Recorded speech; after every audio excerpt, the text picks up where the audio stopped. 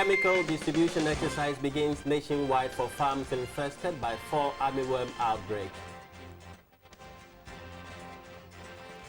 KMA Circuit Court adjourns case of 13 Delta Force members to June 15. Very good evening to you. Welcome to GBC24 and GTV. This is News Hour. I'm Thelma Taki. And my name is Emmanuel Amagashi. And Robert Frimpong-Manso will do the sign language for us tonight.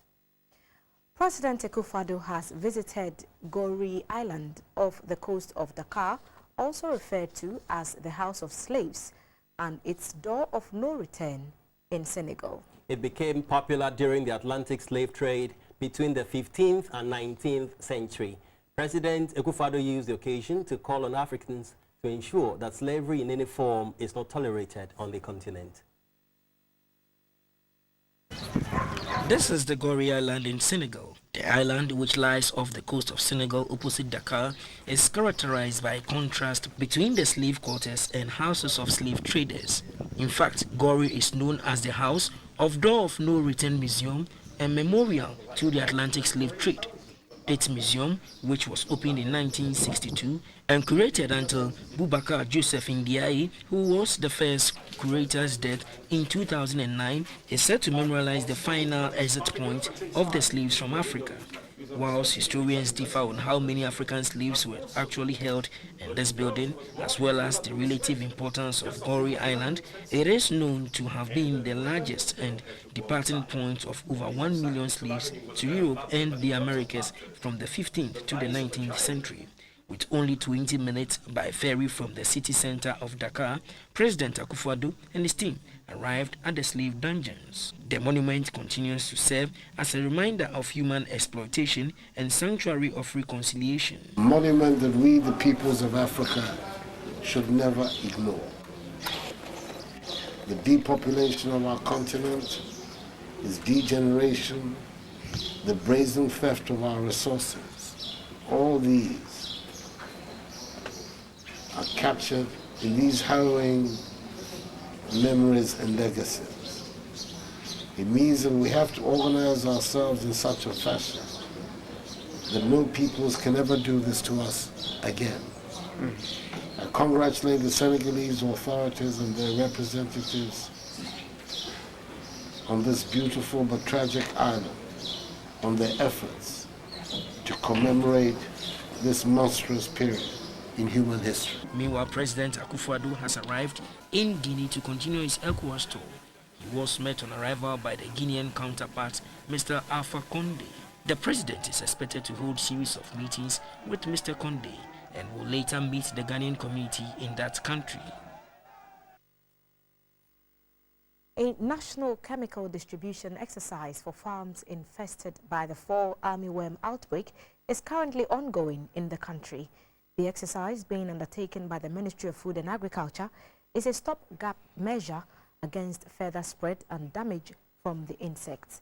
The sector minister, Dr. Owusu-Efriye-Akoto, was in the eastern region for the distribution and inspected farms affected by the armyworms.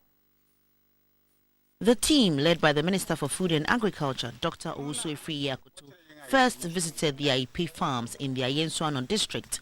The farm manager, Mr. Edward Ofori-Boateng, said they detected the worms on their farms just 3 weeks ago, but the extent of damage is huge. This is the second spraying exercise since the outbreak. The results, he said, was encouraging. MOFA is undertaking a free national distribution exercise of chemicals to all farms infested by the worms, with hopes of ridding Ghana of the worms. 3 weeks near Woman by my near Bonner Mania, and on my woody drew by near Bobby 5 days in me. And you say Bruno, Nuquerini, Affidi, Ridi Muba. This Obatampa maize farm at Suhum Krabwa Kota is just 6 weeks old, and it's under government's Planting for Food and Jobs program. With this type of maize, farmers are guaranteed of double yields compared to growing the local maize. But the farmers fear that this might not be the case with the invasion of the armyworms on their farms.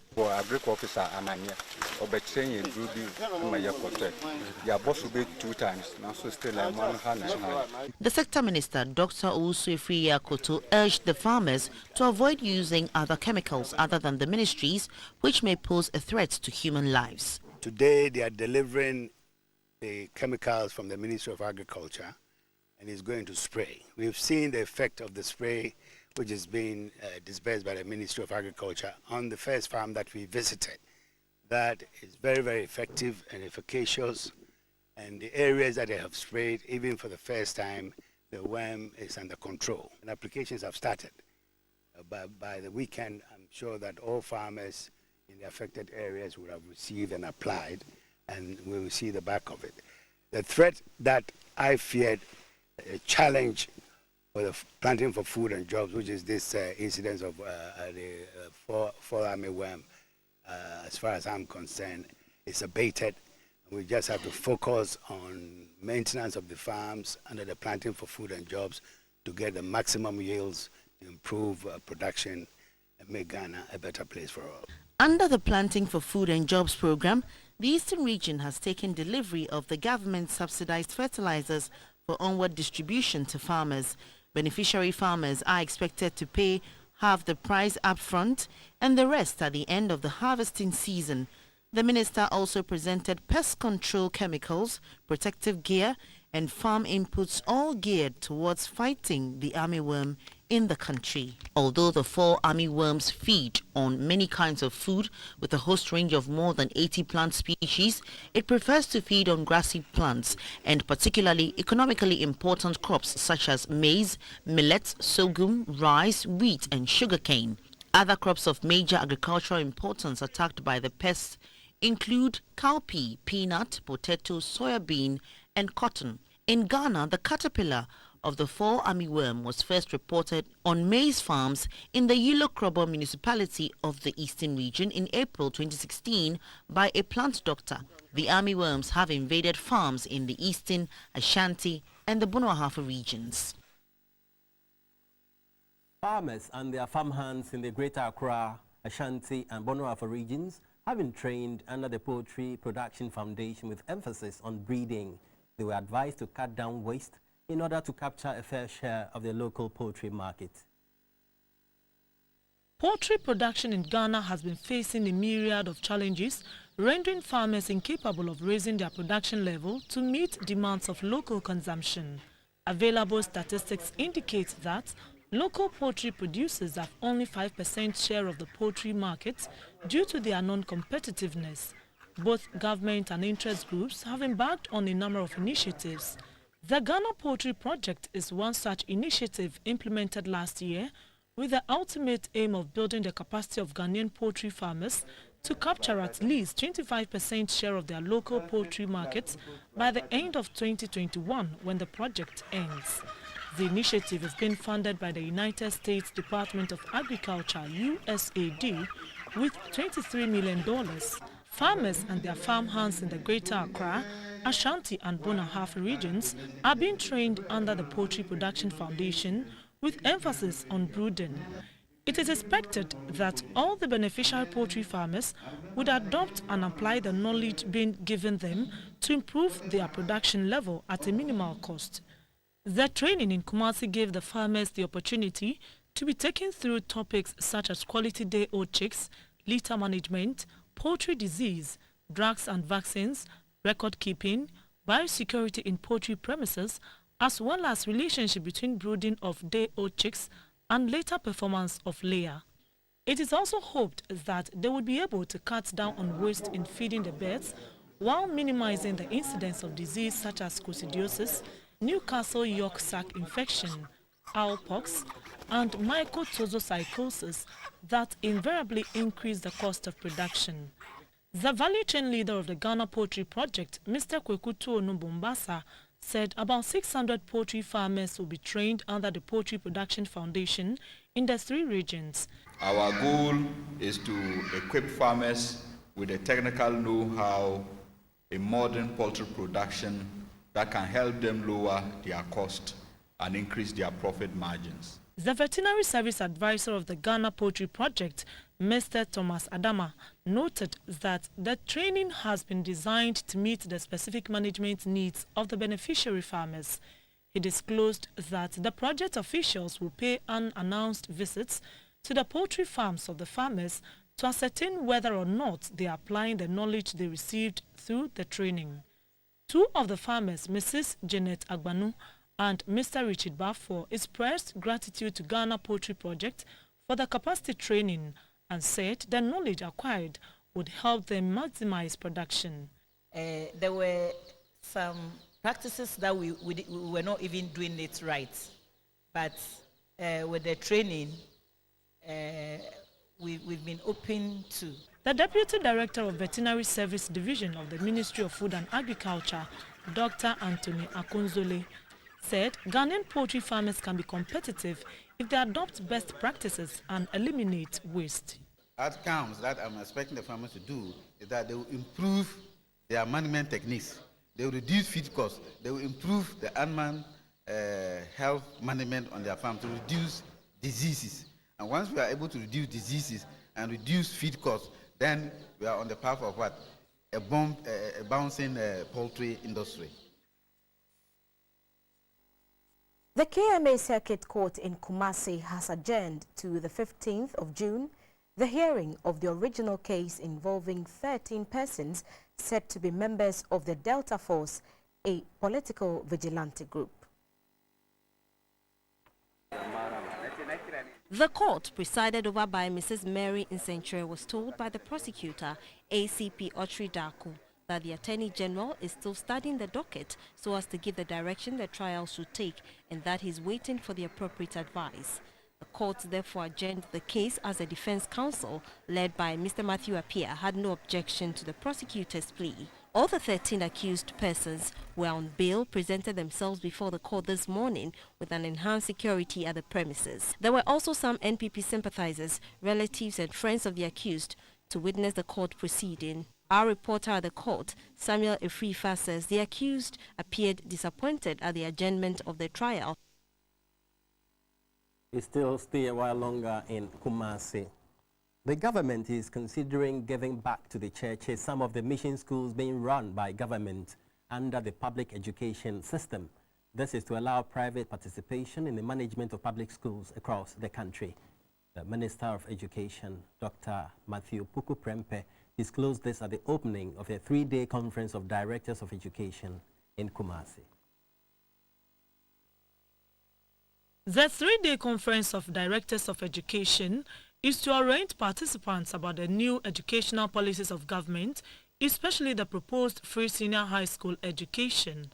The Acting Director General of the Ghana Education Service, Professor Opokwa Mankwa, entreated managers of heads of educational institutions to acquaint themselves with the new policies.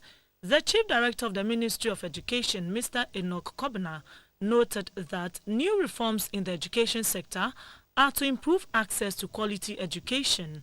The Minister for Education, Dr. Matthew Puku Prempeh, blamed some of the challenges undermining Ghana's public education systems on government's absorption of schools originally built by private individuals, communities or religious organizations. At a media briefing, Dr. Opoku Prempeh said an implementation committee has been constituted to oversee the free SHS policy starting in September. The minister has also disclosed that the current 3 years duration of teacher education would be extended to 4 years with a corresponding upgrading of their certificates from diploma to a bachelor's degree. He called for the support of all stakeholders in the education sector to make the implementation of the policies and all other government initiatives successful. We go to the northern region where a welder died on the spot while 7 others are in critical condition at the Tamale Teaching Hospital following a gas explosion at the Tamale industrial area. Some kiosks near the welding shop were also affected. An eyewitness told our northern regional correspondent Mutala Issa that the welder reported to work as usual with his apprentice and they were busy working when suddenly one of the cylinders went off, chopping off his limbs. Personnel of the Ghana National Fire Service, however, responded in time to prevent the fire from spreading further.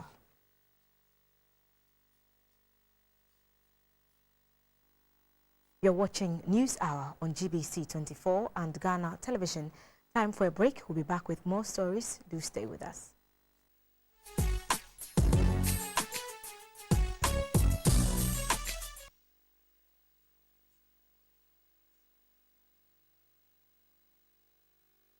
Hello, good evening and welcome. Time now for some business updates. I'm Dorothy Achimai. The International Telecommunications Union has identified the use of internet and communication technologies as key tool for modern development. In raising awareness of the possibilities of these tools, the union also provided solutions to how Ghana can bridge its digital divide and leverage on technology to achieve the Sustainable Development Goals by 2030. It is 150 years since the International Telecommunication Union, ITU, was founded. May 17 is a big event on the calendar of the ITU, and the theme for this year is Big Data for Big Impact, exploring the power of big data for development and examining the opportunities that comes along is high on the agenda of ITU. The National Communications Authority, NCA, as a member of the ITU, is to contribute towards building political momentum to embrace big data through its activities. In a message from the Secretary General of ITU, Mr. Haolin Zhao, said the insights brought by the analysis of data will enable evidence-based decision-making at national and international levels. This will help with the implementation of all 17 UN Sustainable Development Goals for 2030. The board chair of NCA, Mr. Kweku Sechiado, said it is time for Ghana to fully explore the opportunities of the concept of big data and its impact. Countless opportunities will also be identified as we learn to better perfect and harness big data and understand the impact big data can have as a global good. Big data is the new oil. The National Information Officer at the UN's Information Center, Mrs. Cynthia Pra, said data would play a significant role in the implementation process of the 2030 SDG goals. The Deputy Minister for Communication, Mr. George Anda, said proper policies must be put in place to detect online criminal activities. He added that government recognizes the huge impact data has on the various sectors of the economy, hence the setting up of the 3-tier National Data System Facility. In anticipation of the need for a reliable storage facility for public and private sector data in a secured environment, government has put in place a 3-tier National Data Center with a 600 rack capacity. We currently operationalize 160 out of these 600 racks. We would therefore like to take this opportunity to encourage private sector to take advantage of the facility to support their operations. There were presentations on what big data, big impact means, its power in the protection of consumers and individuals' rights to information from the Institute of Statistical, Social and Economic Research, Ghana Statistical Service and the Data Protection Commission. An online platform to assist small and medium-scale enterprises, SMEs, to bid for tendering the oil and gas industry and other sectors has been created. To be a part of the Africa Partner Pool, SMEs would have to register to be recognized and benefit from the financial assistance from Societe Generale Ghana when contracts are awarded by Talu Ghana. A private sector initiative that brings together to develop local enterprises and support investments in Ghana. The platform on which all these enterprises can share a common idea and bid for tender is the African Partner Pool. We're sorry about that. Moving on, shareholders of GOIL will enjoy 23 pesos dividend per every share they have. This represents a 50% increase in dividend over the 2015 figure. GOIL, with 18 market share in the downstream oil marketing business, posted a profit after tax of 35.25 million Ghana cedis compared to 22.2 million in 2015.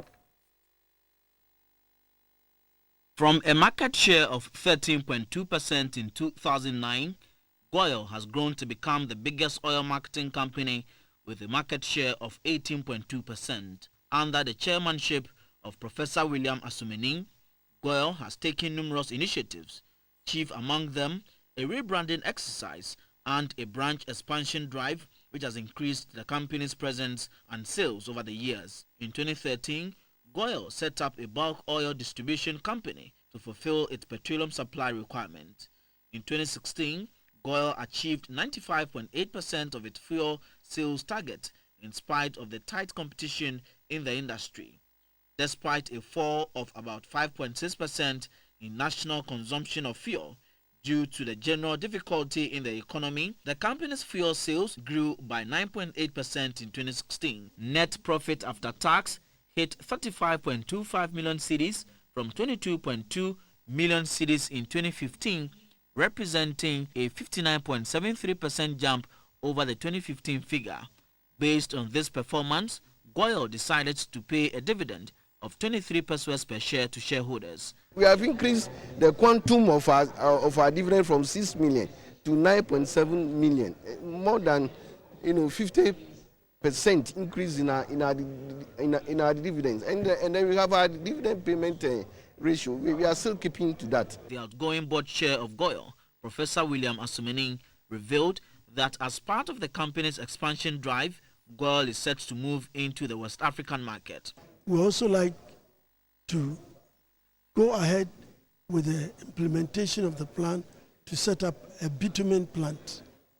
We believe it's a fantastic idea, and it is one that we are going to ensure that we put in place before our term comes to an end. On the outlook, the incoming board chairman, Mr. Kwamina Bartels, noted that GOIL plans to increase its market share from the current 18.2% to 30% within the next 4 years. We've thought about setting up service stations in the neighboring countries like Togo, Benin, Burkina Faso, and possibly Nigeria. If we have Nigeria companies here, why not Ghana in Nigeria? You're watching News Are live on GBC24 and GTV, and this is the business segment. The cedi depreciated by 3 pesos against the pound sterling, now selling at 5 cedis 49 pesos. It was able to gain stability against the US dollar, with its value at 4 cedis 24 pesos. Compared to the euro, the cedi is hovering around 4 cedis 77 pesos, causing a sharp fall of the cedi by 9 pesos.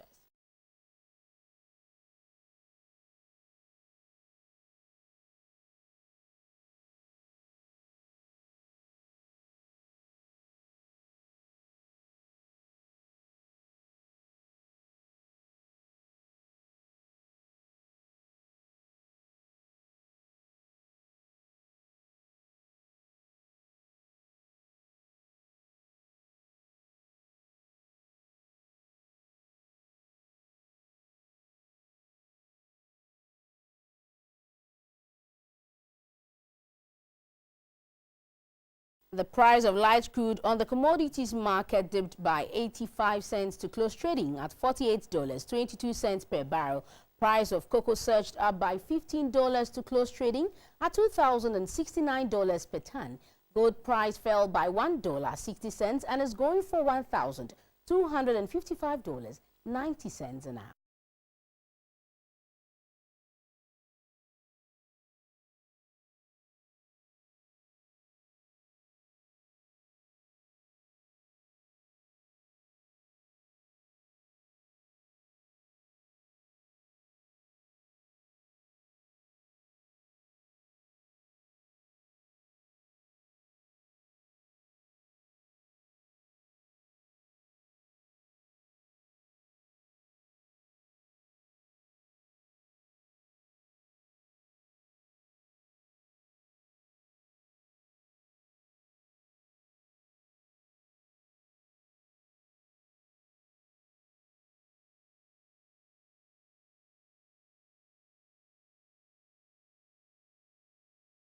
And that's it for the business segment brought to you by NIB and Ernest Chemist. We have more news coming up. Please do stay. The health segment now. Kasulili is a deprived farming community in the Tolong district of the northern region. Access to quality healthcare is usually inadequate. Some health personnel who trained in Cuba have provided free health screening and medication to the residents. Over 300 of them, including children, benefited from the exercise. The medical team is composed of 12 medical doctors with various expertise and 17 other health professionals. They provided treatment for hypertension, worm infestation, malaria, diabetes, pregnancy care, among others. Over 300 children, adults, the aged and pregnant women with various medical conditions received treatment. Those with severe conditions were transferred to the Tamale Teaching Hospital for further treatment. The chairman of the association and leader of the medical team, Dr. Evans Enso Ayando, said Kasuyili was chosen for the outreach program because of its deprived nature and easy access.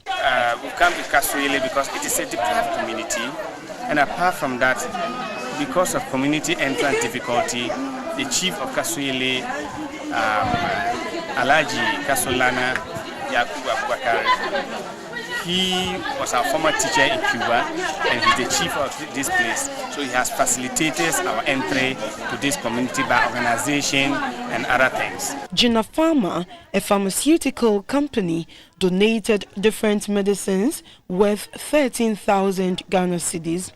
Other pharmaceutical companies such as Procure and Pharmanova also supported the outreach.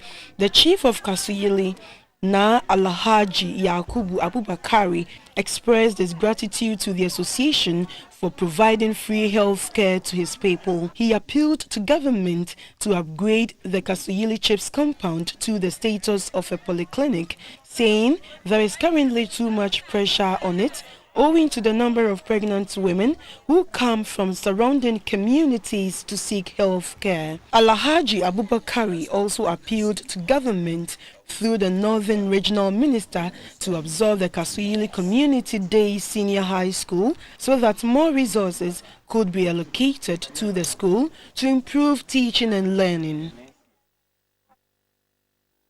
That was the health segment. Coming up, the international news.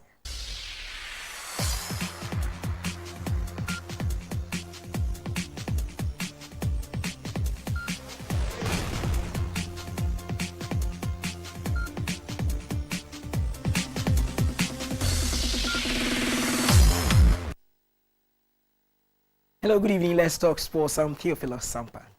The second edition of the National Women's FA Cup competition has officially been launched in Accra. The headline sponsor, Sanford World Clinic, have presented a check for 225,000 Ghana cedis to support it. The 2016-2017 FA Cup competition starts from the 26th and 27th of this month. Secretariat in Accra was the venue for the launch of the second edition of the Sanford Women's FA Cup competition. The competition, sponsored by Sanford World Clinic, will involve all 16 women league clubs and clubs representing the various regions. Launching the event, officials of Sanford World Clinic presented a check for 225,000 Ghana cedis for onward distribution to participating teams. Part of the riches of life is to be able to invest piece of ourselves, piece of our organization, piece of anything we have built on our own into the lives of other people. We believe women's football gives Sanford as an organization an opportunity to invest our resources, our brand, and our capacity to help uplift the brand of women's football. The Vice President of the GFA, Mr. Georgie Fury, urged the teams to give of their best. Not had too many sponsorship when it comes to women football.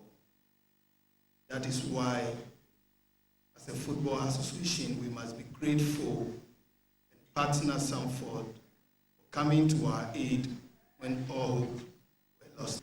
For the first time in the history of Ghana football, former player of the Black Queens, former FIFA referee, a former coach, is going to occupy the second highest position in the technical team, and I'm referring to Madame Esitego. She's been appointed the assistant coach of the Black Queens. We need to help to develop and promote one of our own. The Vice Chairperson of the National Women's League Board, Madame Rosalyn Amu, announced measures in place to make the championship a success. The draw for the round of 32 was held. Sanford World Clinic has signed a 4-year agreement worth 1.1 million Ghana cedis with the Ghana Football Association, with an interest in helping the GFA develop the talent of young girls across the country through football. Police ladies who won the maiden edition of the competition played at the New Cape Coast Stadium. We do apologize for the earlier break, and we'll continue with sports. Let's continue. And the Executive Director of Olympic Africa, Mr. Tiron Alassane Diak, has paid a courtesy call on the Minister for Youth and Sports, and was purposely to alert him of their desire to revive the Olympic Africa project, which was cited at Amasaman. The Olympic Africa project is a program for the construction of centers to serve the expansion of Olympism. The project aims at offering young people opportunities in various sporting activities as well as cultural and education. The project is implemented at low-cost villages or rundown city districts with the participation of target populations. Here in Ghana, the Olympic Africa project was started a decade ago at Amasaman, but has been abandoned. On Wednesday, 19th March 2003, Vice President Alhaji Ali Umawa cut the sword for work to start on this 10-acre land, but only a wall was constructed around it. At the just ended National Olympic Committee of Africa NOCA General Assembly in Djibouti last week, the president of the Ghana Olympic Committee, Mr. Benny Numensa, held talks with officials to review their project, hence the visit of the Executive Director of Olympic Africa to Ghana. He's promised that as soon as he gets back to his headquarters, he's going to fast-track issues, and then as early as possible, the project can start. The GOC on our part will make sure that every penny that is supposed to go into the project goes into the project. The Executive Director of Olympic Africa, Mr. Tieno Alassane Diak, assured the Minister of their readiness to start work. We are at our entire disposal. We are ready to start as fast as possible, build something good, come and train the people, and ensure that we'll continue to finance activities in the future to make sure that the Ghanaian Center is one of the best that we have in Africa.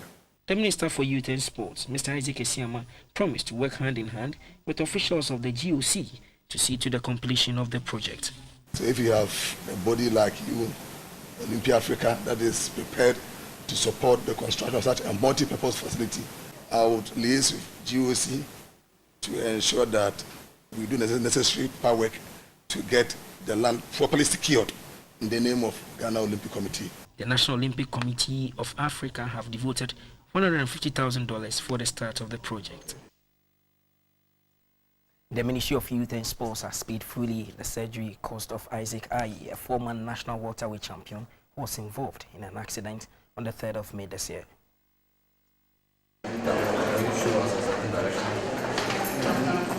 The visit to the Kolebu Teaching Hospital by the Deputy Minister for Youth and Sports, Mr. Payosin Nam Hajidi, was to fulfill a promise he made on behalf of the Ministry of Youth and Sports some days ago. On Wednesday, May 17th, Mr. Hajidi presented a cash of 14,000 Ghana cedis to former national welterweight champion Isaac Ayi to cover for his surgery bills. The pugilist was saved by a good Samaritan who rushed him to the Kolebu Teaching Hospital Accident Center after he was knocked down by an allegedly hit-and-run police driver. Ayi had a broken neck. The surgery on his neck required 14,000 cedis, and the ministry paid for the entire cost of the surgery. The gentleman in question is a Ghanaian hero. He's a boxer, an international boxer of the state, represented Ghana on a couple of international competitions. So he is very much the property of the Ministry of Youth and Sports, the Republic of Ghana. We heard of the unfortunate incident of a hit and run, allegedly involving a police officer. The family came to the ministry, and we at the ministry were moved by their plight. We are happy to see him in high spirits, He's doing well, responding to treatment. The operation was successful, and we are happy. We continue to pray for him and all that. Again, it's important for us to reiterate our call earlier for the IGP to investigate the circumstances under which a police officer was alleged to have hit this boxer and run. For us, it's a critical matter. Now the boxer is even worried about his ability to box again. And steps must be taken to assure the family that in the most unlikely or unfortunate event that the boxer is unable to box again, the police administration must come in because he's the breadwinner of families. Rafael Nadal is into the last 16 of the Italian Open after his second round opponent, Nicolas Almagro, retired after sustaining an injury in early first set. That's all for sports.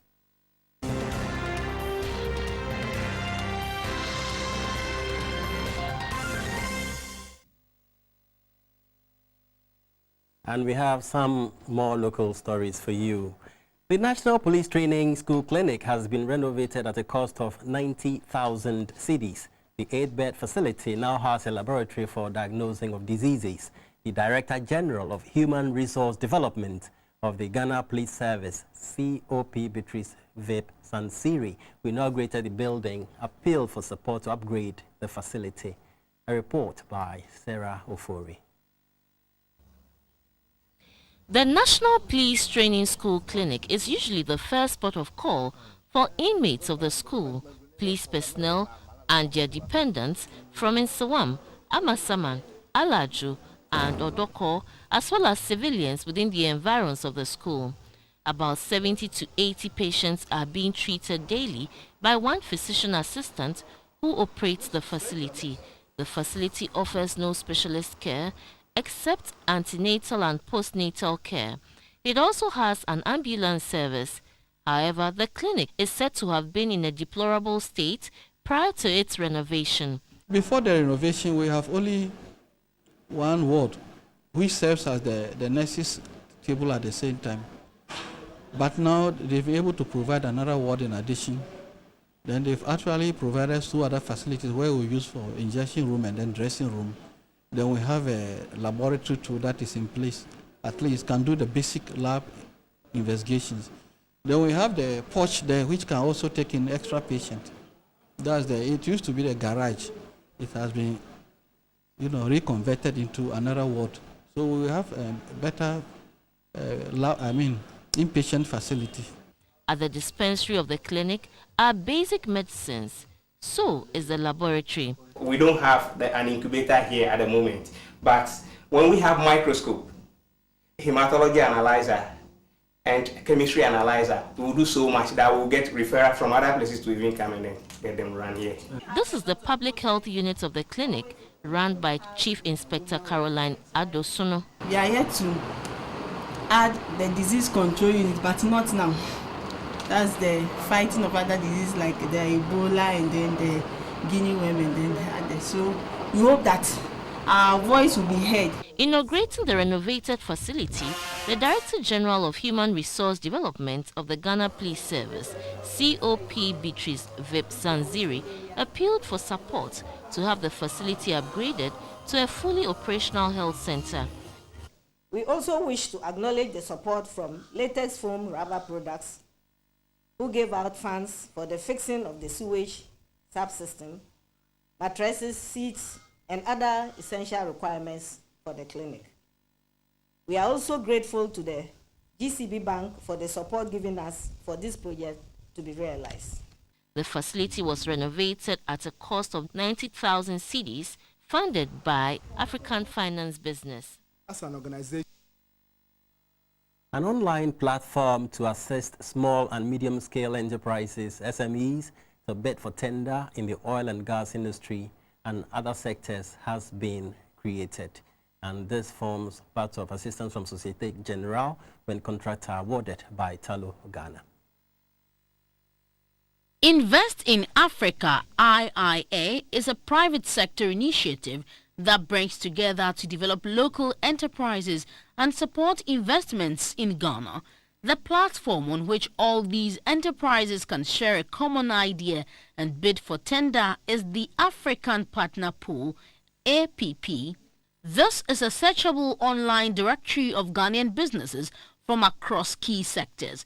APP says this is a way to connect international and domestic companies with quality local businesses. The African Partner Pool manager, Mr. Ibrahim Aminu, said SMEs stand to gain a lot if they get on board the APP platform. These SMEs can access the online business growth hub on how to gain a competitive advantage. The African Partner Pool engagement with SMEs is organized by Talu Ghana. The indirect category lead at the supply chain department at Talu, Madame Patricia Aiba, said international tenders would need an affiliate local company to win a contract. It is a mandatory requirement for this international company to form a joint ventureship with the local companies to be able to execute the task. So the legislature has really helped the small-scale industries or the local businesses to be able to understudy the international companies to know how this activities are being performed. The Ghana manager of Invest in Africa, Mr. Sam Brandful, said 4 years of its existence in Ghana, about 1,500 SMEs have benefited from this program. He added that last year the financial sector played an active role in the IIA and APP program. What we want to show to business and the business environment in Ghana is that this is a way in which we can help SMEs to access the 3 areas of markets, finance and skills. The group lead of energy public sector from Societe Generale Ghana, Madame Priscilla Asiam, said there is no cap on funding because the SMEs will not work in isolation, rather with Talu. We have specific interest in the oil and gas sector. To that end, we actually have an oil and gas desk that deals with the various value chain of the oil and gas sector. We have the upstream, the midstream, the downstream, and we're poised to offer financing to support, especially in the context of local content, LI 2204, to support local industries to be able to tap into the Ghanaian oil and gas sector. We're funding them because they have won a contract with Talu. We're doing this to fulfill our own bargain as a bank who is supporting Ghana's local content initiative. SMEs after registration.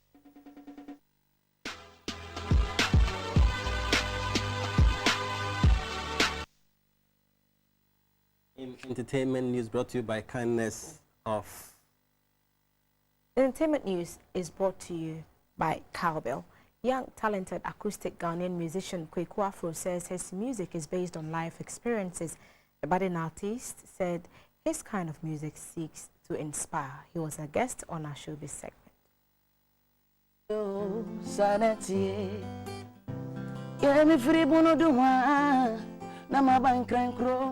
Known in music circles as Kweku Afro, he has been in the music world for some time now. Though he considers himself a novice in the industry, he is willing to learn the tricks of the profession. Due to his love for music, this is something he wants to do full-time to impact lives. I'm doing music to learn because I've loved music, seeing myself grow up.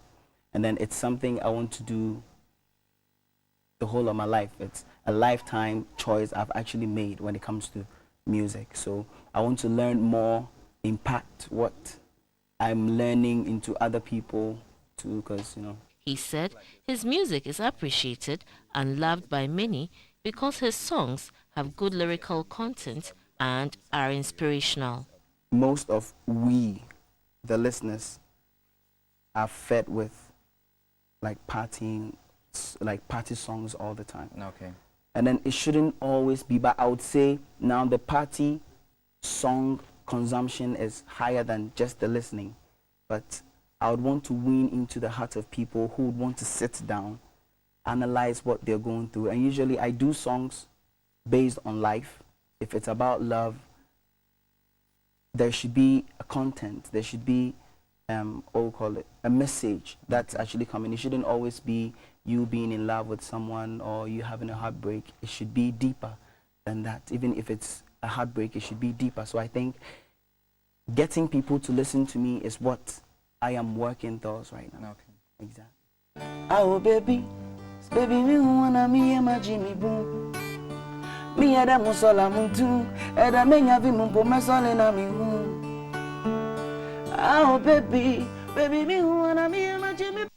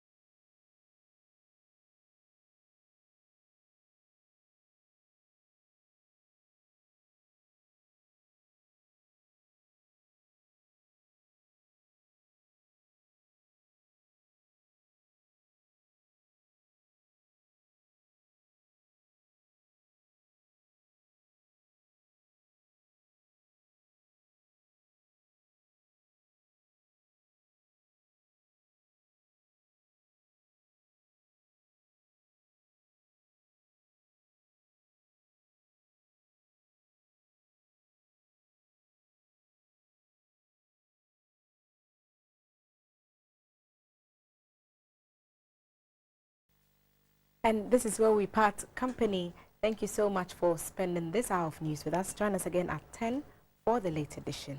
Good evening.